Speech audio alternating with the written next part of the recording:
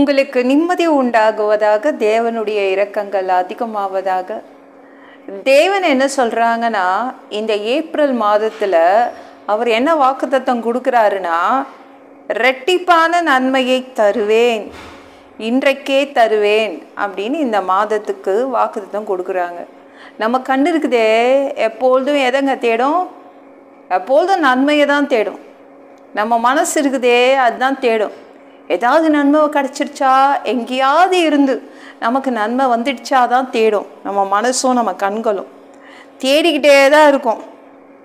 தேவன் சொல்கிறாங்க, ரெட்டிப்பான நன்மை தருவேன், அதுவும் ரெண்டு மடங்கு நன்மை தருவேன் இந்த மாதத்தில் அப்படின்னு சொல்கிறாங்க. ஓகேங்களாங்க. சங்கீதம் 103:5, நன்மையினால் உன் வாயை திருப்தியாக்குகிறார். இந்த மாதத்தில் நம்ம வாயை அவர் திருப்திப்படுத்துவார்.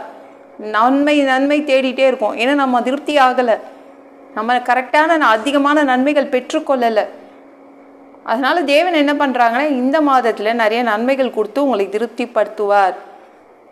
நீங்கள் கல்யாண வீடு, ஒரு விருந்து வீடுக்கு போனால் நல்லா சாப்பாடு போட்டுருவாங்கள்ல, திருப்திப்படுத்திட்டு தான் அனுப்புவாங்க. நம்மளுக்கு ஒரு ஐஸ்கிரீமோ ஒரு ஸ்வீட்டோ நம்மளுக்கு பிடிச்ச சாப்பாடோ இருக்கும். கல்யாண வீடோ ஒரு ஃபங்க்ஷனோ போனால் திருப்திப்படுத்திடுவாங்க. வரவங்களை திருப்திப்படுத்தி தான் அனுப்புவாங்க. அது மாதிரி தேவன் ஏப்ரல் மாதத்தில் உங்களை திருப்திப்படுத்துவார். எப்படி திருப்திப்படுத்துவார்?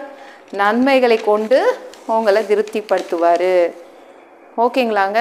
நம்ம எந்த தனி மனிதனையும் நம்பலை. யாரோ ஒரு மனிதன் எனக்கு நன்மை செய்வான் என்று நம்ம காத்திருக்கல. அது மாதிரி நம்ம யாருக்காகவும் காத்திருக்க வேண்டிய அவசியம் இல்லை. தேவன் இருக்காருல்ல, அவர் செய்து தருவார். ஓகேங்களாங்க. ஏப்ரல் மாதத்துக்குள்ளே போவோம், தேவன் நன்மை செய்வார். கானான் நாட்டுக்குள்ளே போ, உனக்கு நன்மை செய்வேன் என்று ஆபிரகாம் கிட்ட தேவன் சொன்னாங்களா? சொன்ன உடனே சாராலும் ஆபிரகாமும் அறக்க பறக்க ஓடி போனாங்க கானான் நாட்டுக்கு. தேவன் சொல்லிட்டாரு, கானான் நாட்டுக்கு போனால் நன்மை வருமா சொல்லிட்டு ஓடி போகிறாங்க. 2 பேருமே வேற நாட்டுக்கு போய் உட்காந்துடுறாங்க.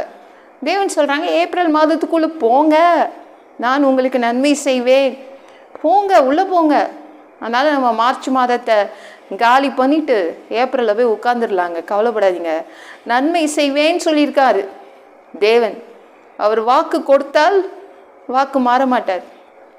மனுஷங்க இன்றைக்கி ஒரு நாள் ஒன்று பேசுவாங்க, நாளைக்கு ஒரு நாள் ஒன்று பேசுவாங்க, அப்புறம் நம்மளே தெரியாதுன்னுவாங்க. ஆனால் தேவன் அப்படி கிடையாது. சொன்னது தான், மாற மாட்டார்.